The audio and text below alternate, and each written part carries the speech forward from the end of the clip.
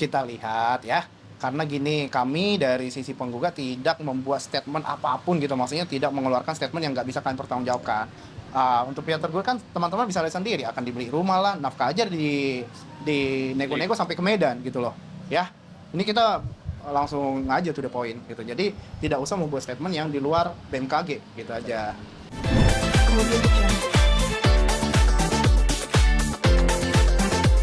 Ya, agenda hari ini bukti, surat, dan juga saksi dari pihak tergugat. Ya, Seperti apa Bang? Mungkin tadi kan dari pihak Eza sendiri membawa satu saksi, yaitu bisa dibilang sahabatnya teman. ya. Jadi dalam arti gini, kita juga perlu menyampaikan ya ke media bahwa satu orang saksi bukanlah saksi. Ya, jadi miss-nya di mana di antara mereka ya itu jadi hak mereka. Hanya saja saksi ini ya bisa jadi bukan jadi pertimbangan hakim karena satu orang itu bukan jadi saksi secara hukum. Ya, Harusnya berapa? minimal 2. Supaya dikategorikan saksi itu minimal 2. Ya. Dan kemudian hal yang boleh kami sampaikan ya dari minggu-minggu lalu kan pihak tergugat banyak menyampaikan statement yang tidak benar ya, dan mereka juga sampaikan akan membantah, tapi kami tunggu sampai sekarang nggak ada bantahan. Buktinya hanya 3 dan itu umum, dan malah bukti mereka menguatkan bukti-bukti kami termasuk RSKO. Oke. Dan kemudian untuk saksi sendiri menguatkan juga bahwa rumah tangga mereka tidak baik-baik, saksi mereka ya. Dan kemudian bukti yang kami lampirkan kebetulan saksinya ada di sana.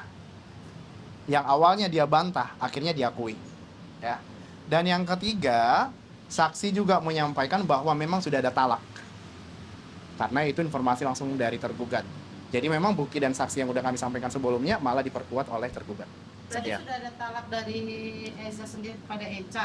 Sudah. Menurut saksi. Dan itu diakui oleh saksi tergugat. Talak berapa kali Bang? Untuk berapa kali tadi memang tidak ditanyakan oleh hakim, tapi yang terakhir memang ada talak. Nah Bang, Abang tadi kan menyebutkan ada bukti dari RSKO. Ya. Bukti apa sih kalau boleh tahu, dan maksudnya menguatkan bukti Abang yang di RSKO? Apakah masih ada sejarahnya Eja seperti dulu atau Ya, bagaimana betul, Bang? betul. Jadi saksi itu membawa bukti jelas. Tergugat sendiri yang membawa kuasa hukumnya. Kalau bahwasannya Eja masih dengan Ya, rawat inap terakhir. Surat keterangan rawat inap. Ya, surat keterangan rawat inap untuk rehabilitasi atau teori? betul. Rehabilitasi. Harusnya sudah tidak ada. Ya karena mereka yang membuktikan juga kan. Jadi ibaratnya menguatkan apa yang menjadi bukti-bukti kita yang udah kita sampaikan kemarin. Oke Bang, tadi kan dari pihak kuasa hukumnya selalu mengatakan tidak usah memperbesar keadaan, fokus saja kepada parenting anak. Maksudnya dalam artian KDRT tadi kita tanyakan kembali ini masih mengelak dan saksi tidak melihat KDRT itu. Mungkin Abang menanggapi seperti apa? Iya, jadi kalau perihal KDRT karena dia membawa sendiri saksinya ya, kurang lebih seperti itu. Hanya saja dari awal juga kita nggak mau kemana-mana. Namun ketika mereka mengeluarkan statement-statement terlalu lancang, mengeluarkan statement-statement yang tidak berdasar, mau nggak mau kita akan speak up seperti itu. Ya, jadi kalau dia bilang juga tidak ada KDRT, foto lebam ada, CCTV ada, ya. Kalau ditanya apakah sampai laporan polisi, nggak akan setega itu.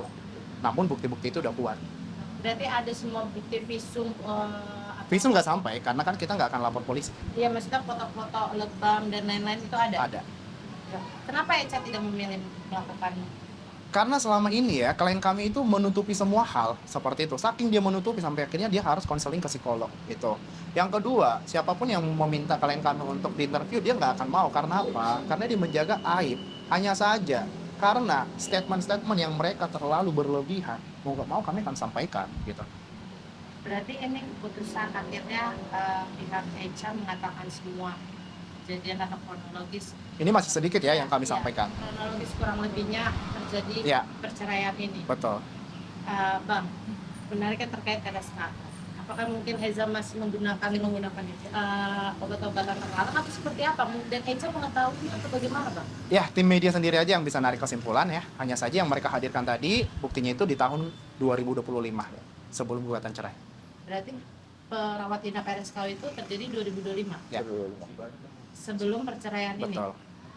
Ini menjadi bagian satu poin membuat Eca untuk Betul, karena udah berulang-ulang dan itu juga salah satu bukti kami diperkuat lagi dengan mereka. Tapi semua itu dibantah semua bang dari pihak sana. Seperti apa? Apanya dibantah? Maksudnya bukti-bukti abang yang abang bawa. Tidak ada sama sekali dibantah. Yang mereka hanya ngebantah di depan media, di depan sidang hakim tidak ada sama sekali bantahan seperti itu. Itu yang membuat dari sisi kami sendiri ngerasa bahwa hanya mengambil sebuah manfaat aja seperti itu. Kalau misalnya mereka ada bantahan dan mereka kemarin bilang juga di depan media bahwa mereka akan bawa bukti mereka hanya 3 dan itu secara umum Dan menguatkan kita juga. dan menguatkan kami. Jadi apa yang mau dibantah gitu, hanya saja kita dari awal mau baik-baik, namun statement-statement mereka yang menggiring kemana-mana dan kepercayaan diri mereka bilang nggak ada KDRT, yang lain-lain mau nggak mau kita speak up gitu. Artinya selain KDRT memang manajer juga pengen pisah karena ada surat RSKU juga atau gimana Pak? Salah satunya karena berulang kan.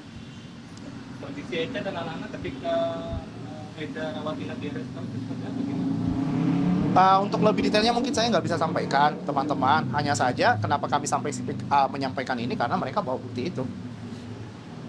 Bang, terkait tadi nafkah dan penetapan nafkah yang diberikan Eza nantinya itu juga sudah disiapkan, lagi-lagi sudah disiapkan nanti seiring berjalan waktu, tapi belum ada penetapan dan kesepakatan nominalnya berapa. Mungkin emang belum ada atau proses ini berjalan atau bagaimana Pak? Jadi sebenarnya selayaknya seorang suami, anak kan harus makan tiap bulan, ya nggak? Sepakat ya? Artinya sebelum ada putusan juga harus dinafkahin gitu. Untuk putusan nanti di pengadilan memang udah ada mediasi di angka 25 juta ya. Putusannya nanti seperti apa kita lihat. Namun berjalan proses persidangan, seorang ayah itu harus tetap memberikan tanggung jawab menafkahi seperti itu. Ya, berarti dari pihak Eza juga dia pasti akan memenuhi semua kebutuhan anaknya, termasuk harta gonut ini memang tidak ada, tapi termasuk rumah itu akan dijadikan untuk anaknya. Kita lihat ya, karena gini, kami dari sisi penggugat tidak membuat statement apapun gitu, maksudnya tidak mengeluarkan statement yang nggak bisa kalian pertanggungjawabkan. Untuk pihak tergugat kan teman-teman bisa lihat sendiri, akan dibeli rumah lah, nafkah aja di nego-nego sampai ke Medan gitu loh ya. Ini kita langsung aja to the point gitu, jadi tidak usah membuat statement yang di luar BMKG gitu aja. Berarti nafkah itu sempat dinego Pak? Dari 25 juta menjadi berapa? Bukan sempat, sampai sekarang Masih dinego? masih dinego.